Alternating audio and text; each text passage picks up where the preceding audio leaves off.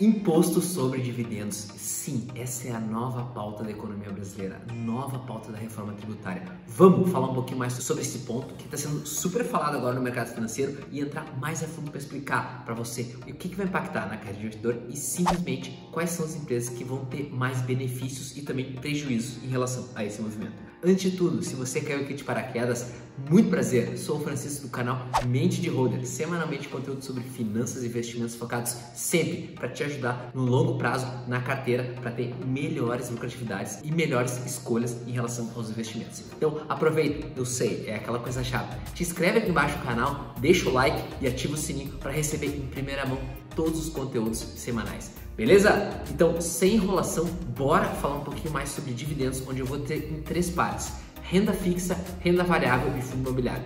Bora lá pro vídeo e vamos lá!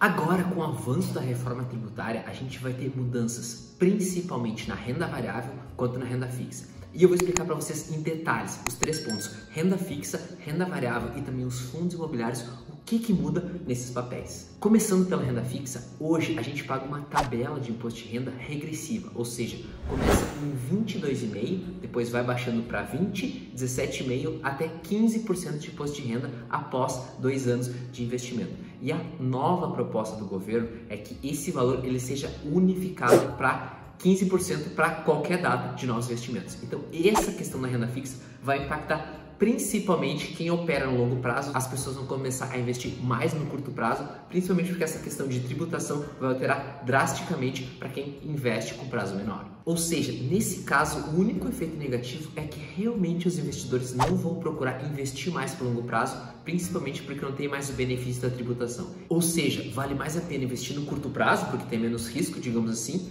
porque a tributação ela é a mesma coisa. Então, esse é basicamente o único efeito negativo que essa proposta vai ter sobre a renda fixa. Porém, a gente vai ter algumas grandes mudanças em relação à parte da renda variável. Vamos detalhar um pouquinho mais sobre esses cases até para te ajudar a verificar como que a gente pode tomar melhores decisões. Dentro da renda variável, vamos separar em 2 pontos. Primeiro, a parte de ações e fundos imobiliários. Vamos começar pelas ações, onde eu vou explicar detalhadamente essas mudanças e onde vai impactar, em quais empresas isso vai impactar mais forte. Só para a gente entender, hoje as companhias elas pagam 25% sobre o lucro delas. Basicamente, a companhia apura o resultado e 25% do lucro é tributado. A companhia já paga isso ao governo antes de fazer o pagamento de dividendos. As companhias são tributadas antes de fazer esse pagamento, essa transferência do caixa da companhia para o acionista, em 25% quando ela apura o lucro no seu resultado. Hoje, a proposta do Ministério é que a gente altere esses casos. E essa transferência de caixa, ou seja, são de 2 maneiras basicamente. Uma é dividendos e a outra é a parte de juros sobre o capital próprio. E a sugestão hoje é fazer a eliminação dos juros sobre o capital próprio e também taxar os dividendos em 20%. Hoje essa proposta ela tem 2 pontos. Basicamente, do lado das companhias, essa tributação de 25%, o governo iria diminuir para 20%. Dentro das empresas, o governo iria diminuir essa tributação, ou seja, fazendo as companhias ter mais caixa para geração de empregos, basicamente. E esse gap, essa falta de recursos nas empresas, o governo iria pegar da taxação dos dividendos, ou seja, para cada 1% que baixa nas empresas, o governo tem que aumentar 4% a tributação dos dividendos. Por isso que o governo pensa em diminuir 5% nas empresas e colocar uma taxação de 20% para os dividendos. Então, esse cálculo, o governo, em tese, ele não está querendo aumentar os dividendos, mas sim fazer um ajuste das companhias para os investidores. E uma forma é bem clara em relação a esse ponto. Caso aconteça isso, o mercado ele vai se adaptar. Então, calma, a gente pode sair perdendo no primeiro momento, mas depois o mercado se adapta, ou seja, as companhias acham novas formas de pagar proventos aos acionistas. E existem vários pontos que já existem nos Estados Unidos, por exemplo, em que lá a tributação ela já existe há vários anos e as empresas têm outras maneiras de bonificar os acionistas. Por exemplo, lá as companhias utilizam a bonificação, elas dão mais ações às pessoas, aos acionistas a cada X anos basicamente, e também elas fazem as recompras de ações, o que equivale também a uma bonificação onde o acionista sai ganhando. Basicamente, ele tem um share maior, a empresa recomprando ações, o acionista que fica com elas tem um share maior dentro da companhia, ou seja, isso é uma bonificação, isso é um provento. Claro, é um provento que a gente recebe, mas não está no nosso bolso como dividendo, ou seja, a companhia não faz a transferência de recursos, e nessa transferência é onde o governo vai lá e faz o imposto, faz a taxação. E a gente pode ver que a proposta do governo em relação a esse ponto é bem clara, ou seja, ele quer que as empresas reinvistam os lucros, eles querem que as empresas gerem mais empregos, ou seja, ao reinvestir, ao crescer a operação, automaticamente vai haver uma geração de empregos.